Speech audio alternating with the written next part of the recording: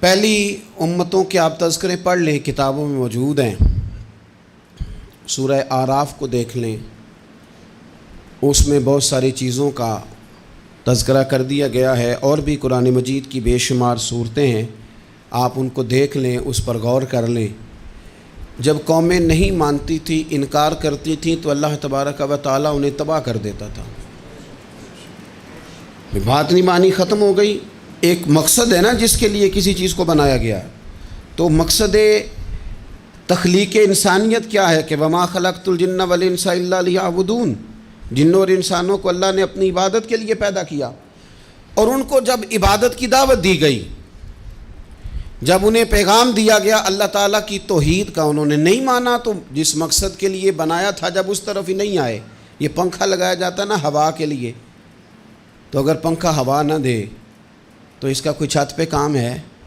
اس کو اتار کے تو آپ سکریب والے کے پاس بھیج دیں گے، بھئی ختم ہو گئی بات۔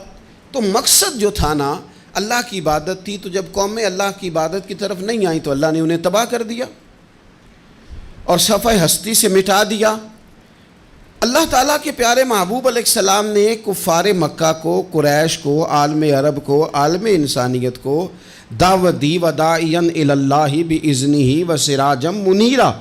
اس منصب پر فائز ہو کر حضور نے دعوت دی۔ جب انہوں نے دعوت کا انکار کیا، حضور نے انہیں عذاب سے ڈرایا، اللہ کے عذاب سے، چونکہ حضور نذیر ہیں۔ انہوں نے یہ کہا کہ اگر آپ کہتے ہیں نا کہ ہم پر عذاب آئے گا تو پھر آپ وہ عذاب لے آئیں، ہم پہ آئے۔ جب کوئی آدمی منہ سے تباہی مانگے، جب کوئی شخص اپنے منہ سے یہ کہے کہ کر لیں جو ہوتا ہے معاذ اللہ، تو اگر تو سامنے والا کمزور ہو تو شاید وہ کچھ نہ کر سکے، لیکن یاد رکھنا کئی دفعہ کمزور ہوتا ہے تو کچھ نہیں کرتا، تو کئی دفعہ مہربان بڑا ہوتا ہے، رحمان اور رحیم کئی دفعہ کرم نوازی کرتا ہے۔ جب انہوں نے کہا نا کہ لائیں وہ عذاب ہے محبوب جس کا آپ وعدہ کرتے ہیں، تو اللہ نے کیا فرمایا؟ فرمایا وما کان اللہ لیعذبہم وانت فیہم۔ محبوب رب کی یہ شان ہی نہیں کہ انہیں عذاب دے، کیوں؟ اس لیے کہ آپ ان کے درمیان موجود ہیں۔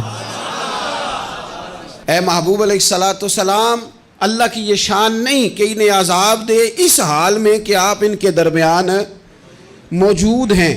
آپ میری بات کو سمجھیں گے، غور کریں گے کہ کافروں کے درمیان اگر حضور موجود ہوں تو عذاب نہیں آتا، تو قیامت میں جب حضور مومنوں کے بیچ موجود ہوں گے، میں جو کہہ لینے دو نا کہ اساں جے ہاں گناہیاں دا جدوں اعمال نامہ پھرول ہوئے، پھر ذرے ذرے نے سامنے آ جانا ہے، جو جو منہ تھی بولیا بول ہوئے، اساں بھی کول حضور دے بیٹھ رہنا ہے، لکھ عمل ترکڑی تول ہوئے، او دے کولوں بھی رب نے حساب لینا ہے جیڑا بیٹھا ہی محمد دے کول ہو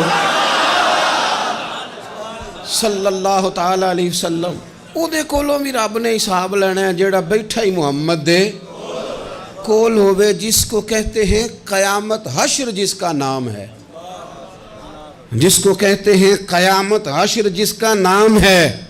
تیرے دیوانوں کے لیے وہ دن تو جشن عام ہے، زیارت ہوگی نا حضور کی، تیرے دیوانوں کے لیے وہ دن تو جشن۔